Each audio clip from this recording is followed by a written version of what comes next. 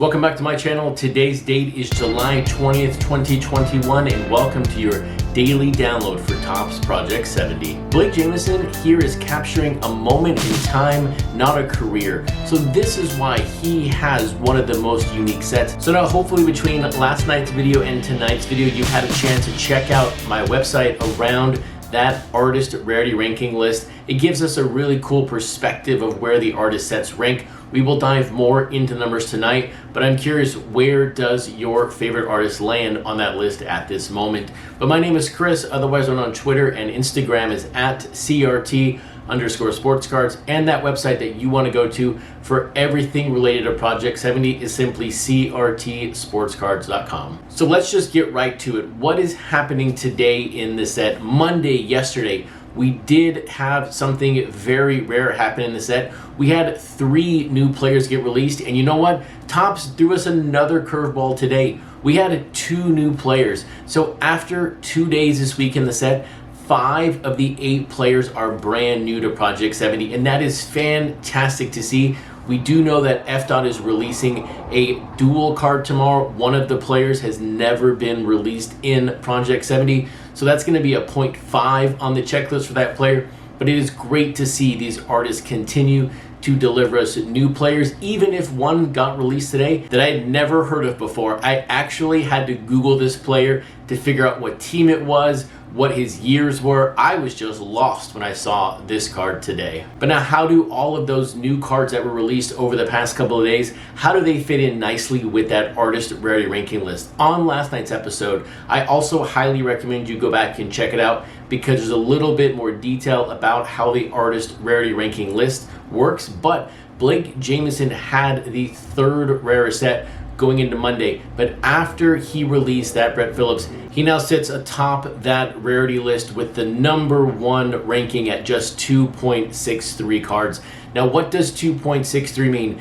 That means of his 8 subjects that he has released, on average, they've only been represented at this moment 2.63 times. So congratulations, Blake, for taking over that number 1 spot. But we all know Blake is very competitive, so if Blake wants to maintain that number 1 ranking, he's going to have to continue to release players that have not been released so far. So there you go, Blake, there is your challenge. But now, where do the artists stand that release cards today? We had Claw Money with her Catfish Hunter. This is the very first time that we've seen Catfish Hunter in this set, and this takes Claw Money's rarity ranking from 18 before this card all the way down to number 12. We also had JK5 release Lee Mazzilli. This takes him from 10th rarity all the way to 6, just outside that top 5.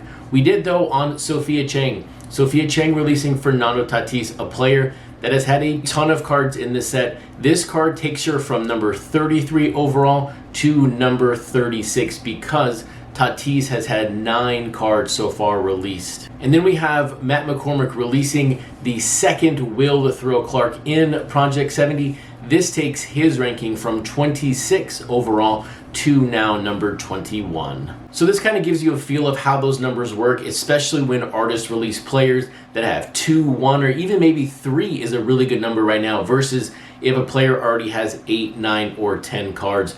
But when you take a look at all 4 of these cards today, which one was the most exciting? For me, it has to be the Matt McCormick, and not because of the base card, although I think the base card does work very well. It fits in with his style. But the reason why I like this card is because there is another autograph available for this card. Out of 70, Will Clark autographs are going to go for, or actually are sold out at $99.99. I just like that price point. Yes, a Will Clark autograph is not that expensive, but for a very limited out of 70 niche product like this, I do like that $100 price tag on some of these older veterans. They may not be A-listers, but they're definitely in that B category. And so while that Will Clark was the 11th San Francisco Giant and the 5th card from 1980, this next card, this is the 9th card from 1995. This is also the 25th New York Met. tying them with the Mariners for third most overall cards in the set. And it is also the card that proves the point that I may be a Project 2020 and Project 70 historian, but I will never ever be a baseball historian, because when I saw that card come out by JK5, Lee Mazzilli, I said, who is that? I have to Google this person. I have learned a little bit about it. I thought it was a Yankee card. It actually is a Mets card. So for me, of course, I'm a fan of JK5. The color continues to impress me, although I do gravitate more to the black and white. But more important here, I have to learn who Lee Mazzilli is. So right now in the comments below, leave me a comment explaining who Lee Mazzilli is. But regardless of if I know a player or I do not know a player, it's just fantastic to have another new face in the set. And you know what? Here is the second new face. I do know who Catfish Hunter is. It is the 80th Yankee card. Of course, the Rockies got to 1 before the Yankees got to 100, but it's just amazing that there are 80 Yankee cards in the set. This is, though, the 17th card from 1990 Topps.